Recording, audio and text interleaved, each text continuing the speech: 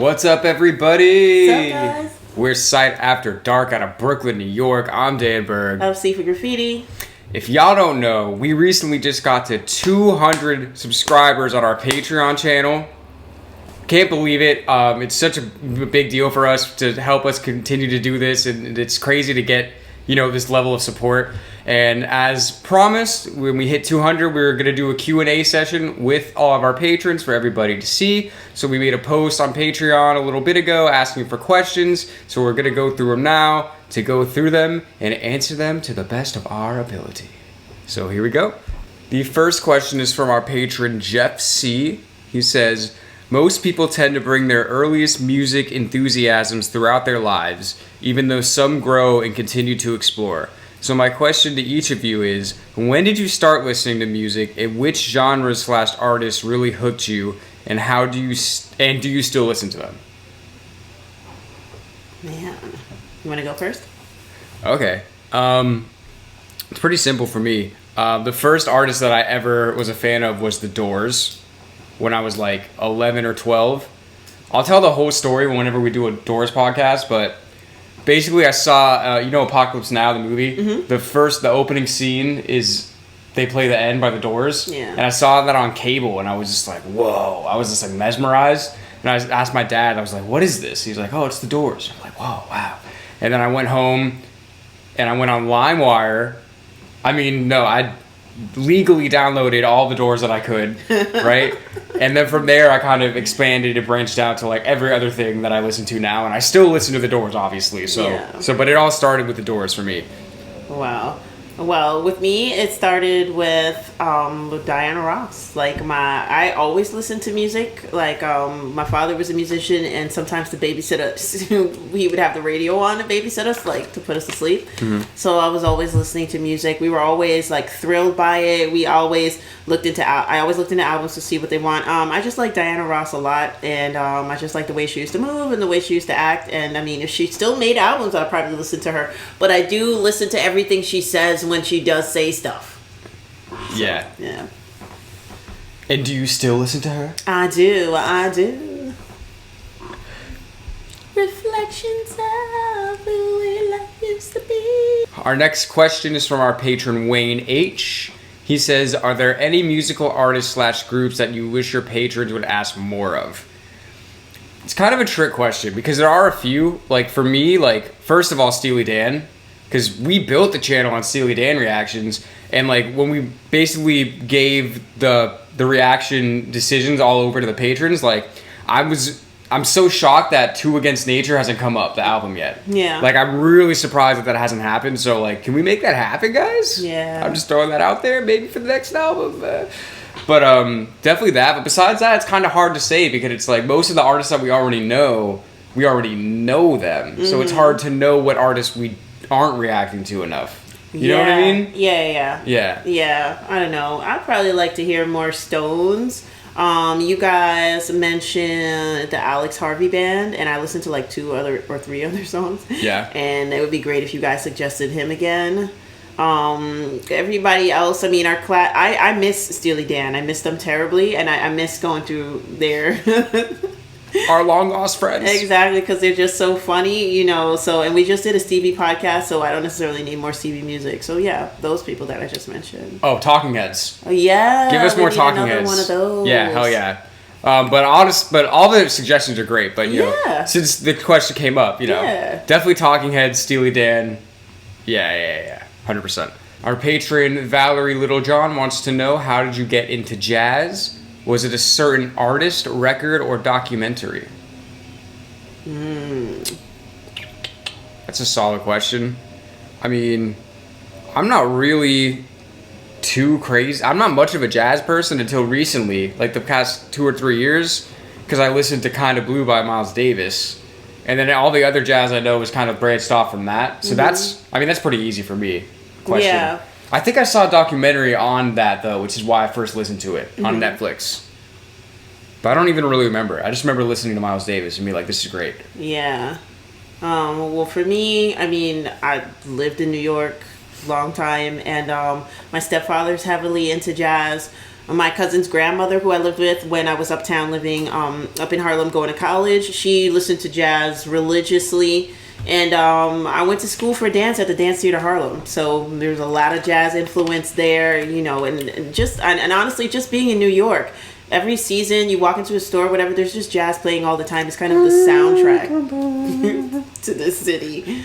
So yeah, so I still wouldn't even really say I'm like into jazz like that, but I could throw names at you, and I could throw different types of jazz songs and different, you know, I'm versed.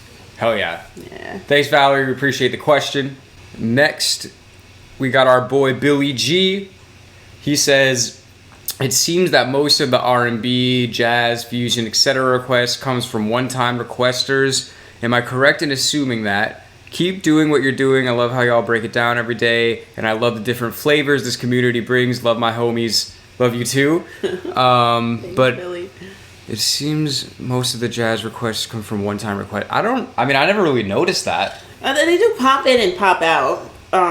You know, like let's say with like Kamasi Washington, we haven't had another request like that within the past. That's like almost 2 weeks ago. Yeah. So they do kind of pop in and then pop right back out. But some other types of songs too, like Valerie just suggested Mariah Carey the other day, right? That usually pops in and pops out, something like that, a ballad or something like that. So it's the R&B and the jazz, they just tend to do that. They just tend to pop in, pop out. I don't know if it's one-time requesters. Is it patrons that just come in and then they fall off? They don't want to do the Patreon anymore? I don't even know. I don't know. I think I just never really thought about it, to be honest. Mm-hmm. But damn, I'll be thinking about it now, Billy G. Appreciate you. Next, we have from Anka Dub, we have a two-part question. What kind of lyrics are you most drawn to? And what lyric styles do you have the most to learn from? I don't know. I feel like the things in lyrics that draw me the most to it aren't necessarily the words, but how the words are said and like where the things fall on the beat. Like I always talked about when we did the Steely Dan reactions, like how you like the way that Fagan sings, it never lands on the beat the way you think it is. That's the most that I'm drawn to because it just really makes me curious about what they're saying. Mm-hmm. But I don't know if that's really like a kind of lyric, you know what I mean, or just like a style of performing, you know? Yeah. The type of songwriting that I like two styles. They're probably on different ends. I like when you make me wait for the story, you know, and it just keeps building and building, and at the end you find out like what's going on. And then I like when you tell me the story and then you explain it later on. Like Steely Dan has a way of doing that, right? They start the sentence off with some weird sentence, like right in the middle. Yeah, of it. You're like, what? Tell me more. Yeah. I like that. And then the other version of that I like is when you're being really cheap with your words. You're pulling at me a little bit. You're slow. I'm still trying to figure it out, and then you tell me what's going on. Right. Like, you know, I like that. Like Ian from Joy Division. You know what I mean? Oh yeah. It's just you're like, what? What's going on? And what lyric styles do you have the most to learn from? I would say this is kind of, again, I don't know if this is really a style. This is just something I noticed. I think when me writing things, I always try to think of rhymes and like how many rhymes I can put into a lyric. So I always think it's really interesting when I hear a song where something's not rhyming and it still sounds good. And I'm always like, how do you do that? Mm-hmm. You know what I mean? So I guess for me, I would learning how to not rhyme lyrics. Yeah, I agree. I feel like I have most to learn from people like Peter Gabriel. Like, how the hell do you do that? Yeah. You know, how do you just jump on your words or stop and then you made them fall here and there? And how did it become a song? And how did it sell? And how do people like you? Like, you know what I mean? And why do I think it's good? You know what I mean? Even though it's so strange. I need to learn from that style of writing where it's not, like it's not just, okay, it's gonna be A, B, A, or A, you know what I mean? more of an eclectic. Yeah, more of an abstract, even way of playing and singing with that playing, you know, where you're not just landing on a 4 or a second, you know? True. I need to step it up. Jeremiah Kaplan wants to know, going off of Valerie's question, what is your experience with metal before the channel? favorite bands, how did you get into the genre, etc., etc. Metallica, right? We love them. Well, and Black Sabbath. Yes. You know, I've known Black Sabbath since I was young. Yeah. And I was always like, these guys are great. Yeah. And then, you know, expanding into that, then you listen to Metallica. Like, I've probably, besides Dark Side of the Moon, Master of Puppets is probably the album I've listened to front to back the most. Or Man on the Moon by Kid Cudi. I just realized the moon theme there. Oh. Anyway, I don't even remember when I first started. Theme, because it's a Master of Puppets. Master of Puppets, Man on the Moon, Dark Side of the Moon. Lucky number 13. Letter number 13. Oh, interesting. I don't really remember how I first got into metal, though. Like, it's just always been there. Yeah. You know what I mean? Like, if you're in high school, like, at least when I was coming up in high school, like, there was always, like, metalhead kids. And then you just be around people enough, you start to hear what they listen to, you know? Like, that's what I swear happened. It's like you're kind of scared of the metalhead kids at first, but then they're so sweet and nice. You know what I mean? They're just like hurt people, and then you start to listen. I would say that's the first social time was like high school. The kids were so different than down here in Brooklyn, like up in Rockland. It was like TV almost, like, you know, like where everybody's outside for lunch and stuff like that. And kids are just hanging out at the wall with long hair and just listening to crazy music. And then you just see somebody that's in your class. You go sit with them, and then all of a sudden you're talking and you get into their music. I feel like my first metal song that really made my eyes widen was a song for Friday the 13th, Jason. And it was like, he's back, the man behind the mask. Oh. And it's after your soul is back. Do you know who the artist was? I don't remember. I thought it was Dio my whole life because it sounds like him in a way. It sounds like heaven and hell. Yeah. It sounds a little bit like that. But no, he sounds a little bit more, not as theatrical as Dio. But it was that song for Friday the 13th, and I was like, this song is awesome. Yeah. I want to give a shout out to, there was a time where I was really into like the British new wave of heavy metal stuff, so I really liked Iron Maiden and even Def Leppard when I was growing up. So not a bad group. Yeah, shout out to them as well. Yeah. Next we have Emerson Riedler. He says, since starting the channel, which artist/genre have you completely turned around on as far as your opinion of it/them? Turned around, like, oh, I hated this guy, now I love him, or I love this guy, now I hate him. I love Stevie more. I don't shudder or cringe at his 70s music. It doesn't right away make me want to cry. You know, I like it a lot more. I see where he's coming from a lot more because I'm an adult now. You know, so I feel like I turned around on that. And there's something else, but I can't think of it right now. Oh, I don't like the 13th floor elevators. For me, I don't even know if this is something that's turned around or just like my idea of them is totally different. BOC. Oh, yeah. Blue Oyster Cult. Good one. Because before the channel, I literally only knew of Blue Oyster Cult from the SNL skit. the cowboy thing. Like, I didn't know any music from them. Yeah. But I just kind of thought of them as like almost like a corny 70s band just because of that skit. Okay. You know what I mean? But I never was like, oh, fuck BOC or whatever. Yeah. But then, as obviously if y'all have seen in the channel, like every time we do BOC, I'm very excited and I don't know what it's going to be. So I've gained a lot of respect for them. And then I guess Zappa too, because he was another one, like, I had heard of Zappa. Yeah. But I had never really listened to him before, and I didn't know what he was about. I thought he was just kind of like a joke, like a comedy rock guy. Yeah. And then, you know, obviously, since this, I'm like, wow, there's a lot to this. There's a lot going on with this guy. Yeah. I always had an idea about him, but I never knew I would be in the thick of it. That's true. Yeah, 100%. Mackenzie Lemons wants to know, which artists or genres have you been introduced to via the channel that have impacted your songwriting for Sight After Dark?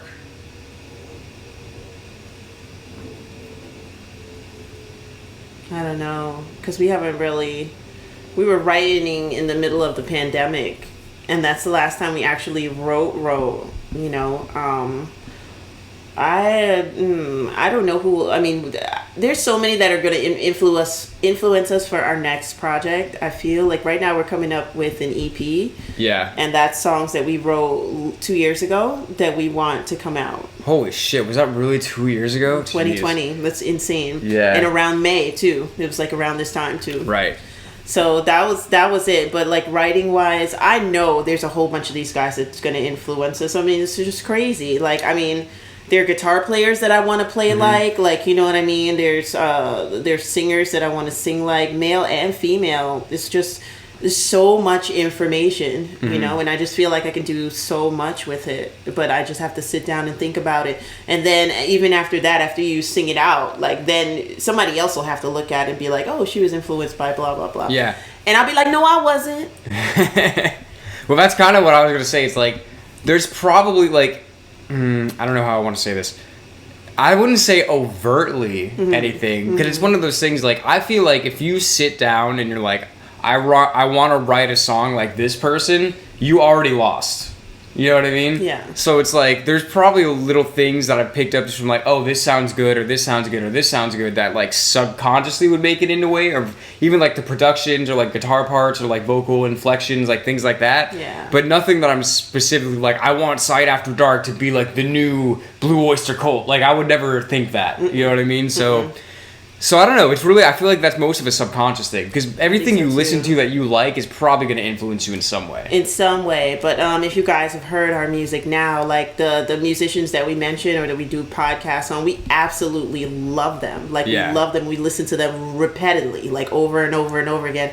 But when you listen to our music, you don't really think like, oh, well, he sounds just like that, or she sounds, or it sounds like they want to be just like this guy or they that must guy. love Zeppelin. You know what I mean? And Yeah. we stand Zeppelin, like, you know what I mean? So, but we hope to constantly do that, to be influenced so much by our favorites and our greats, but to make something like different all the time. Right. So I hope that answers the question. Yeah. Brittney Lauren wants to know, what are your plans for the future of the channel? We want to get a studio. Yes. We want to get the channel big enough so that we can do this as our life. Like, it's really funny. I don't remember who it was. Somebody on Patreon was like saying like, we said like, okay, like, yeah, your video will be out in a few weeks. We got on the list, and they're like, oh, you don't do like the 2 a day anymore. And we're like we were killing ourselves to make that happen. Yeah. That was fucking a lot of work. Yeah. And it's like, you know, we both have full-time jobs, and then we make music, and we play music, and we have the podcast now. So there's a lot of shit going on. And it really blew my mind, because somebody was like, oh, you know, somebody sees like a YouTube channel with a couple thousand subscribers, and people think like that's what they do.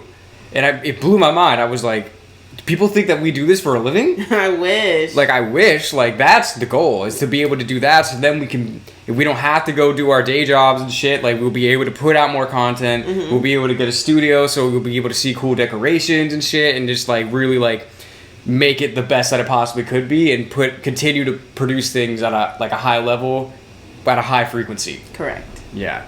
I don't know. Anything else you want to say to that? No, I thought that was great. All right. I'm killing it. Babs Bunny wants to know, any chance of more behind-the-scenes bloopers / outtakes for patrons only? Oh, for patrons only? I can keep clipping them up and save them. Some of them are really funny. Yeah, maybe. Yeah, I guess. Yeah, I guess we just got to figure out how we would do that, really. Because then we would just have one big blooper reel of, like, all of the reactions where we had bloopers, like... I think so. I think every time we film something, if we take it home to edit, we'll just have to clip certain things and save them in folders. And I don't know. But, I mean, it can happen. Because sometimes I think about that. Like, when I'm editing, sometimes I'll just think, like, oh, man, this is hilarious. And it's not even behind the scenes, like, to actually show you the behind the scenes. It's the behind the scenes that we'll probably just throw away, just like saying silly things, right, or messing up people's names, or reading people's names right before we start the video, and as soon as the video's over, we're like who was it? Yeah, I guess, yeah, we could try to do that. It's just another thing to think about, I guess, but definitely we're not like against that. No. Yeah, so thanks, Babs, we appreciate that. Dave says, if you're writing these days, can you see any new influences in your work since you started the channel? Pretty similar to the last question, but again, so like the EP we're working on now that'll be out in a few months is songs that we wrote in the middle of pandemic, and it's like there's a certain vibe because of that, you know what I mean? But I feel like after that project, things will probably be a little more apparent as far as the influences, because we've listened to so much music since we wrote those songs. Everything's just kind of on a delay right now. You know what I mean? But it definitely will happen like that. Right? Caleb McNeese wants to know, do you believe in guilty pleasures? If so, what artist, album, or song would you consider as such? A guilty pleasure. An artist album. I feel like this might be a little controversial. Yeah. For me, I feel like the Beatles. Because it's like, obviously, like, the Beatles are great, but it's like they're so big that it's so easy to just be like, whatever, the Beatles. So, like, because they're just so popular, you know what I mean? So it's really easy to just kind of be like, I think both of us are kind of naturally, like, contrarians. So, like, when something is really huge, we're just like, yeah, whatever, they're overrated. So, like, every time I listen to the Beatles, I really love it. So, you know what I mean? So, I don't know if that really answers the question, but I don't think guilty pleasures, like... I don't know who I would listen to that's a guilty pleasure that, you know, that people would be like, that person sucks. Because you already know I listen to Billy Joel. Not often, but, you know, if I'll stop for a Billy Joel song. A guilty pleasure, no. My guilty pleasure is not listening to the Beatles. I boycott them on purpose. Because when you do hear a song, you're like, oh man, this is great. Yeah. Shit. You're like, damn, did they actually deserve this ridiculous success? Like, why does everybody have to love them? How dare they? Because they're good. Yeah. Well, I hope that answered the question. I don't really know. Yeah, I don't know. Who do I listen? I can't dig in there. The Wiggles. I know, right? Yeah, there's nobody. Oh, I mean, I don't think anybody would laugh at me for, like, loving these groups when I was young. I loved the Bangles. I loved the Go-Go's when I was young. I mean, yeah. One of them got inducted into the Hall of Fame. I know they're not necessarily respected as hard rockin' groups or things like that. It's just part of the wave of nothingness that was the 80s. The wave of nothingness. I like that. A lot of new wave. That could be an album title, Wave of Nothingness. So, I mean, that's the only people that I could be like, oh, that's a guilty pleasure, maybe. Kayla, tell us what your guilty pleasures are. Because I'm very curious. Let us know about that. Yeah. James Sharp wants to know, after reacting to so much Zappa, has it prompted you to add any of his CDs or albums to your personal collection? And if so, what titles? Whole albums? No, but Zappa's in my playlist. Muffin Man is already here. And I'm just going to pick as I go because, oh shit. I was just playing with my phone and started ringing. I'm just going to pick as I go. I feel like I have so much Zappa information that I can just kind of coast my way. I don't want to just grab at this album, that album. Yeah. Just because you guys say so. Yeah, I'm similar in a way that, like, I don't have any specific album that I've been, like, repeating from Zappa over and over again, but there's definitely certain songs that, like, I'll just get into a certain mood and I'm like, I have to hear this song. Like, for me, like, a few would be, like, Blessed Relief, Watermelon and Easter Hay. That was a good one. You know what I mean? And then even sometimes just when I want to hear some crazy shit, I'll even, like, Keep It Greasy. I was about to say, Keep It Greasy. You know what I mean? Like, sometimes, like, certain moods will just hit me and I'm just like, oh, I know a Zappa song for this mood. You know what I mean? They call it the Mahor. Dumb all over. A little ugly on the side.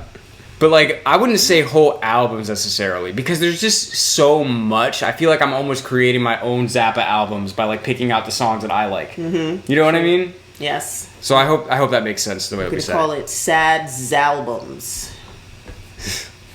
Zappa. Frank Zappa. Sight after Zappa. Michelle Hewlett says, would it be possible to make the Patreon song poll a weekly or bi-weekly event to encourage more participation throughout the month? Yeah. I don't see a problem. Well, it's funny because, you know, we were doing the album thing once a month, and then we were like, okay, well, we want to get more people involved, so we'll just add another song poll. And then, like, in my head, it was just like, oh, yeah, we do an album, we do a song once a month, blah, blah, blah. But there's no reason we couldn't do it twice a month. I'm ready for it. Yeah. I guess we'll just have to figure out how to add it to the schedule and stuff, but yeah, no, that's a good idea for sure. And then y'all tell us, would y'all like it more? Like, I'm sure you would to have more polls going on constantly, right? Yeah. So that is a really good idea. Okay, so shout out to Michelle for that. Last question. Holiday Bunch wants to know any chances of going back to the 2 reactions per day release schedule, or maybe every other day. Oh. We're flattered. I know. We're flattered that y'all want to see so much shit from us. I know. But it's kind of like we were saying earlier. It's like there's only so much time in a day. Like, you know, if this was all we were doing, then fuck yeah. Like, we would put 2-3 reactions out a day. Who knows? Yeah. But it's like we have so much other things going on between, you know, I mean, I'm in an office 8:30 to 6 every day. Yeah. And then come home, and I'm usually working on site after dark stuff from like 7 to like 11:30, 12 at night, like every day. Yeah. And when we were doing the 2 reactions per day, like we were killing ourselves to make that happen. Like I was barely even sleeping during that time. It was just like we were just pumping so much shit out. So I mean, we could definitely try to like put some more out, you know, if we had the time. Yeah. To like double up every now and then, but I wouldn't expect 2 reactions per day again until this gets to the point where we can really make this like our career. Yeah. Just because of time. Just there's not enough time. And then obviously between all that and us playing music and writing music and our podcast and just like our families and our personal lives, it's like there's only so much we can really do consistently. Like, I feel like we could probably do, like, a week of 2 reactions per day, but then after a while, it's just like, we're not going to be able to keep up with it. Yeah. You know what I mean? Damn it, holidays, we're YouTubers, not octopi. No, just kidding. But yeah, you could probably do some, like, bonus ones, throw some in once in a while, a 2 reaction a day special. I don't know. Yeah. For July 4th. No, I'm just kidding. I don't know. No, we'll try to make it happen, but yeah, there's only so much realistically, and the big thing is we don't want to overpromise. Yeah. Right? Like, we don't want to overpromise and underdeliver ever. Mm-hmm. So, you know, it's definitely something to keep in mind, but we just appreciate that y'all even want to see that from us. Mm-hmm. And it's like, we see this, I mean, we say this all the time, but it's like, y'all are literally the reason that we are where we are. Like, if you look back, I'll maybe put a link for like our first Steely Dan reaction. Like, if you look at our first reaction video, the quality of everything was so much worse than it is now. Yeah. Like audio, visual, camera, mics, we weren't using headphones. And literally, like, the only reason that it's gotten better is because of y'all. Like, we were able to get this better webcam because of y'all supporting us. We're able to get the microphone because of y'all supporting us, the headphones, like I don't know if y'all understand, like, y'all are literally producers of this content. Yes. Like, you know what I'm saying? Like, even if it's like, you know, you get your reactions for doing certain things or whatever, like referral programs, certain tiers. It's like, even if you're not getting a specific song, you're still helping to make all of the other videos possible. You know what I mean? And it's just still crazy to us that, like, anybody wants to not only see us do this, but want to support us doing it. So, like, I really can't, like, thank you guys enough. So I just want to continue to say that, even though it's probably overkill at this point, because I say it all the time. Aww. But it just is what it is. So I just want y'all to know that. He doesn't mean it.